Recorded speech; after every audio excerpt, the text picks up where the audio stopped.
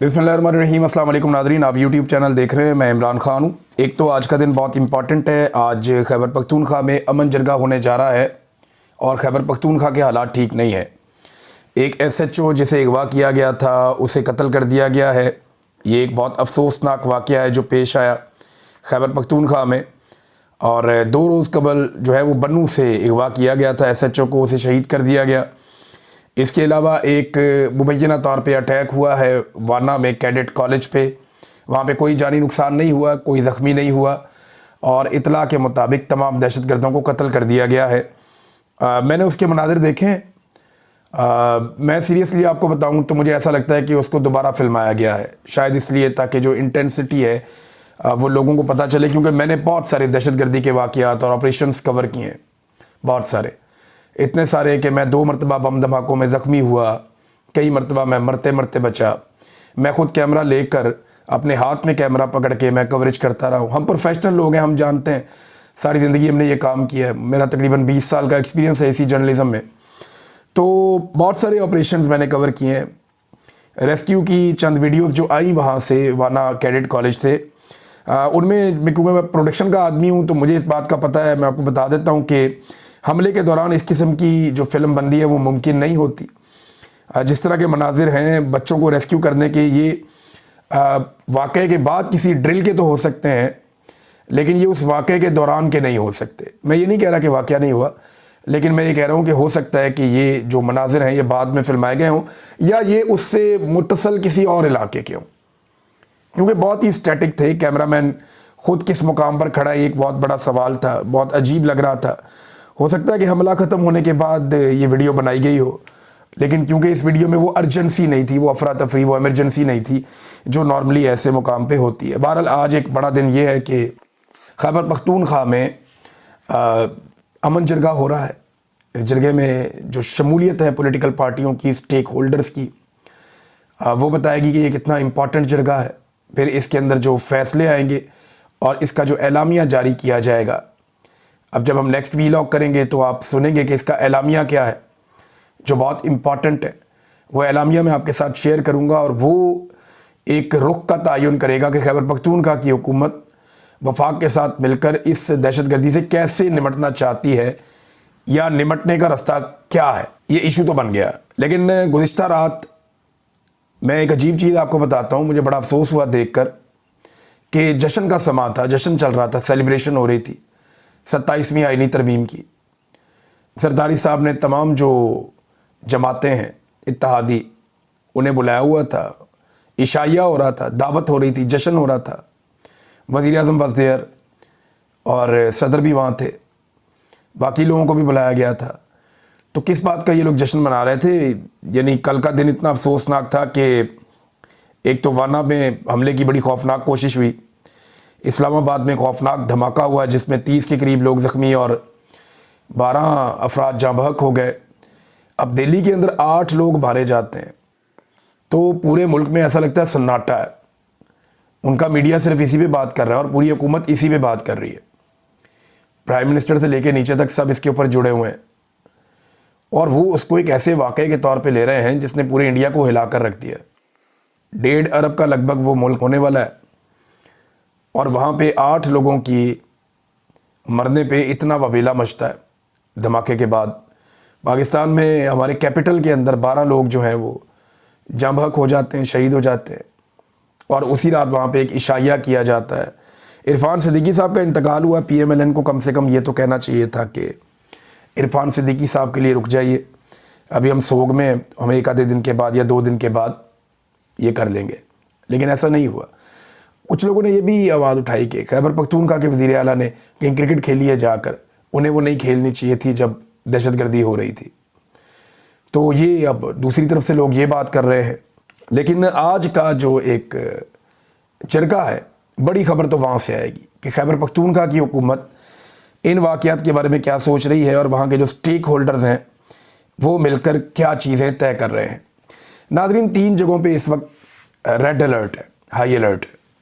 3 ऐसे दारुल हुकूमत हैं, एक दिल्ली इंडिया का दारुल हुकूमत, एक इस्लामाबाद पाकिस्तान का दारुल हुकूमत और एक काबुल अफ़गानिस्तान का दारुल हुकूमत।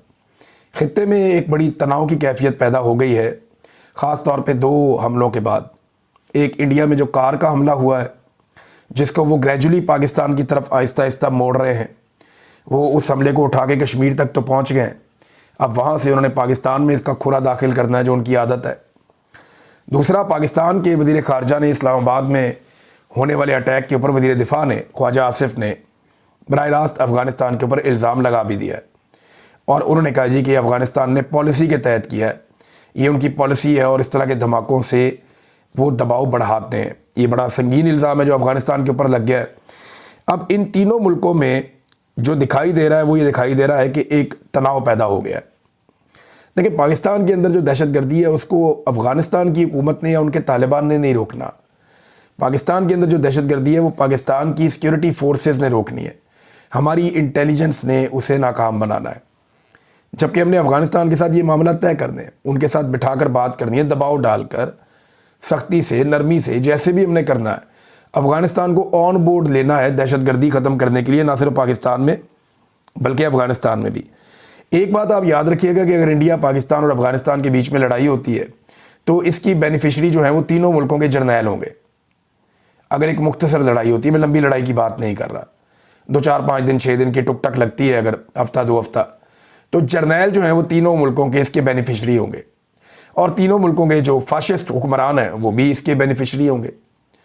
क्योंकि लड़ाई में लोगों को बेवकूफ़ बनाना बड़ा आसान होता है। इंडिया कहेगा हम जीत गए, पाकिस्तान कहेगा हम जीत गए और अफ़गानिस्तान कहेगा हम जीत गए।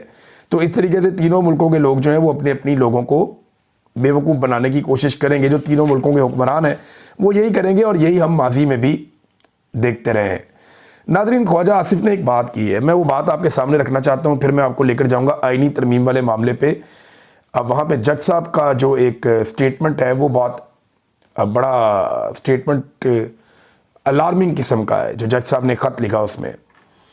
अच्छा, इसमें ना जो ख्वाजा आसिफ साहब का बयान है वो कहते हैं, मैं आज जो कुछ कर रहा हूँ मुझे नहीं पता कि ये ठीक है या गलत है, क्योंकि मेरे पास इसके असरात जानने की सहूलत नहीं है। मुझे नहीं पता कल इसके नतीजे में क्या होगा, लेकिन 40 साल बाद तारीख़दान बताएंगे कि ये सही था या गलत था।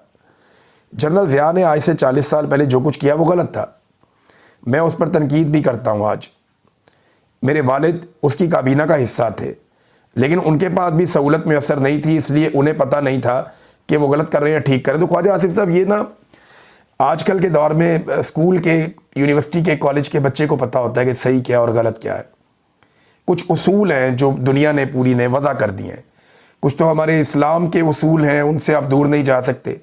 इंसानी अखलाकी उसूल हैं, उनसे आप नहीं दूर हट सकते, जो आप लोगों ने छोड़ दिए। और कुछ बुनियादी उसूल है। नंबर 1 ये है कि मैंडेट का एहतराम आपको हर हाल में करना चाहिए, अगर आप नहीं कर रहे तो आप गलत कर रहे हैं।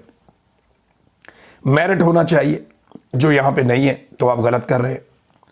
कानून की हुक्मरानी होनी चाहिए, पाकिस्तान में कानून की हुक्मरानी नहीं है, लेवल प्लेइंग फील्ड भी नहीं है, तो इसका मतलब है आप गलत सर खड़े हैं, गलत कर रहे हैं। आइन के ऊपर अमल दरामद होना चाहिए, फ़र्द वाहिद के लिए आइन तब्दील नहीं होना चाहिए, जो आप कर रहे हैं तो गलत कर रहे हैं।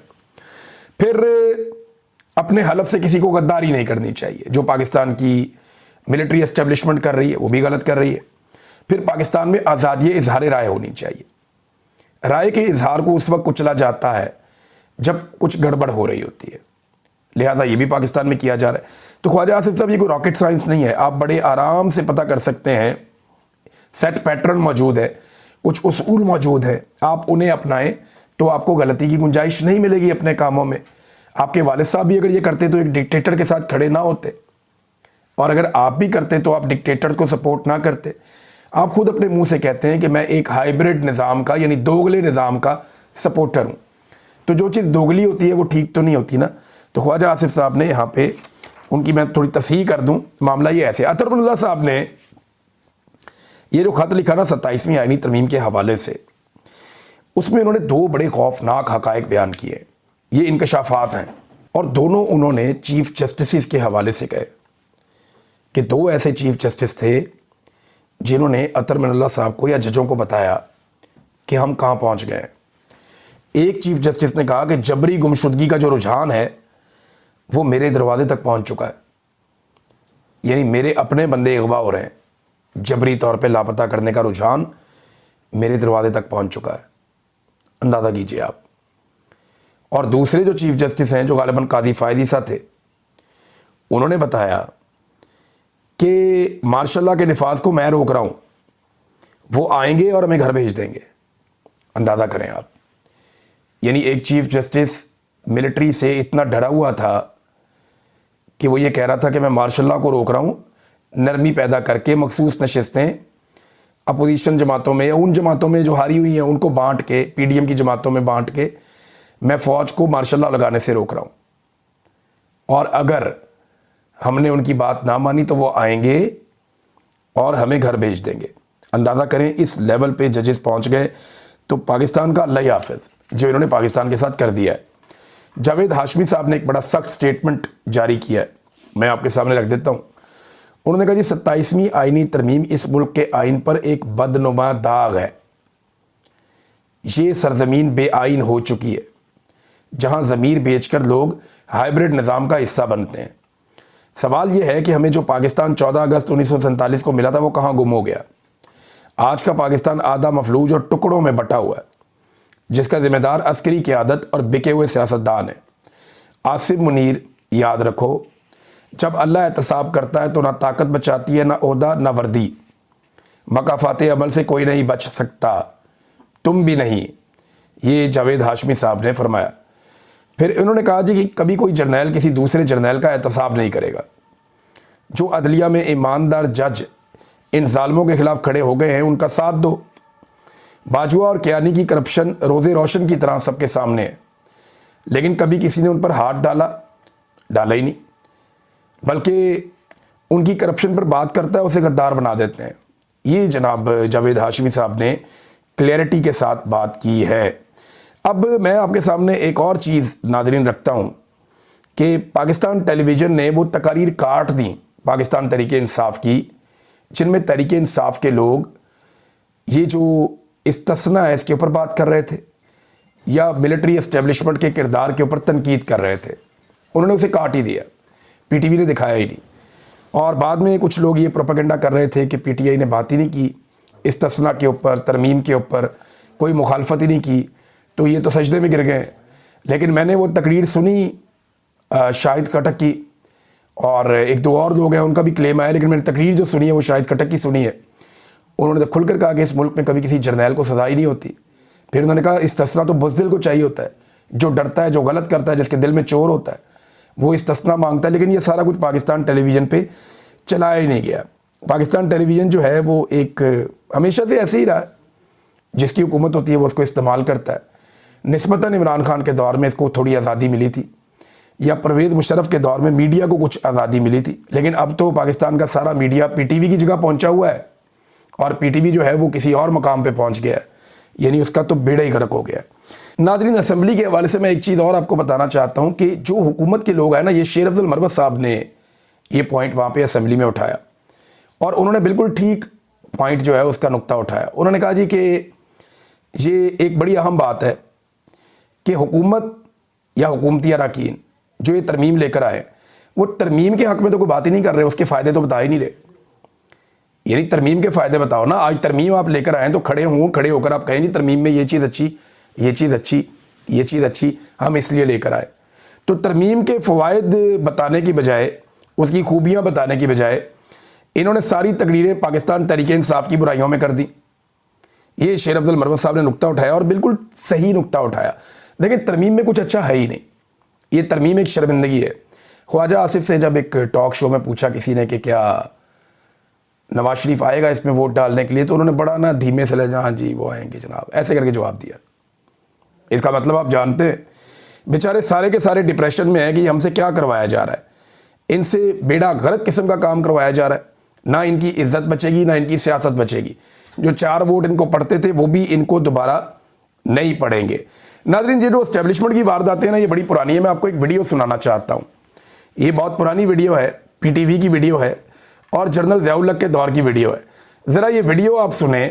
ये वीडियो सुनने के बाद आपको अंदाज़ा होगा कि कैसे पाकिस्तानियों को हमेशा से चूना लगाया गया मिलिट्री एस्टेब्लिशमेंट की जानिब से। ये सुनिए। इस महीने की 19 तारीख को मुल्क में रेफरेंडम कराया जाएगा, जिसमें सिर्फ ये सवाल पूछा जाएगा कि क्या आप सदर पाकिस्तान जनरल मोहम्मद ज़ियाउल हक के उस अमल की तायीद करते हैं जो उन्होंने पाकिस्तान के कवानीन को कुरान हकीम और सुन्नत रसूल सल्लल्लाहु अलैहि वसल्लम के मुताबिक इस्लामी अहकामात से हम आहंग करनी और नजरिए पाकिस्तान के तहफ़्फ़ुज़ के लिए शुरू किया है, और क्या आप इस अमल को जारी रखनी, मजीद उस्तवार करनी और मुनज़्ज़म और पुरअमन तरीके से इक़्तिदार आवाम के मुंतखब नुमाइंदों को मुंतकिल करने की हिमायत करते हैं। अगर वोट डालने वालों की अक्सरियत ने इस सवाल का हाँ में जवाब दिया तो उसका मतलब होगा कि पाकिस्तान के अवाम ने मौजूदा हुकूमत पर एतमाद किया है, उसकी पॉलिसियों की तायीद की है और जनरल मोहम्मद ज़ियाउल हक को आइंदा 5 साल के लिए सदर मुंतखब। तो नाज़रीन, ये है तरीका वारदात।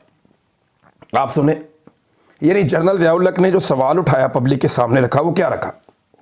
सवाल रखा कि जनरल ज़ियाउल हक जो इस्लाम के लिए खिदमत सर अंजाम दे रहा है, क्या आपको वो पसंद है? क्या आप पाकिस्तान में इस्लाम का नफाज चाहते हैं? अगर आप चाहते हैं तो आप हाँ कह दें।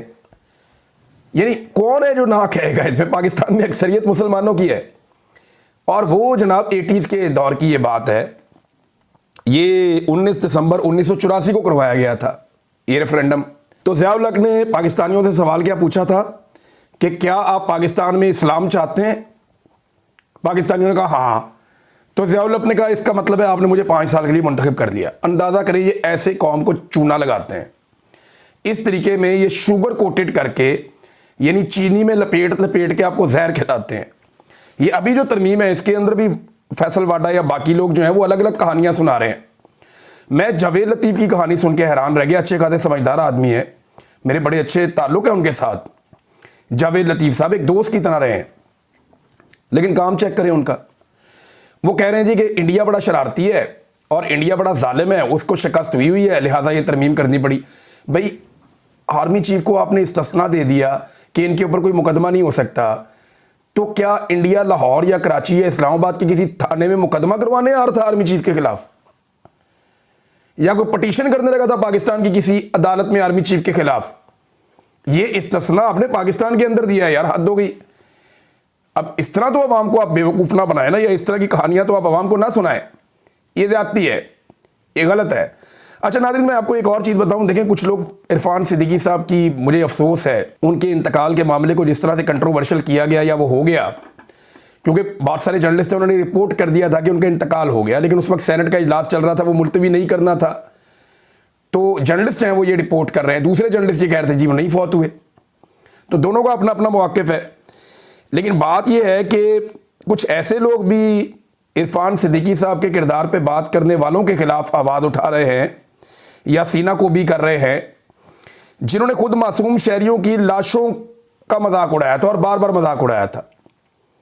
यानी जो लोग शहीद हो गए थे उनकी लाशों का मजाक उड़ा रहे थे, उनकी लाशों का तमस्कर उड़ा रहे थे, अजीबोगरीब अंदाज में लोगों का जिस चौक में कत्लेआम हुआ वहीं पे मजाक कर रहे थे। वो लोग भी आज ये बात करते हैं जिन्होंने शहीद अरशद शरीफ की लाश का मजाक उड़ाया था।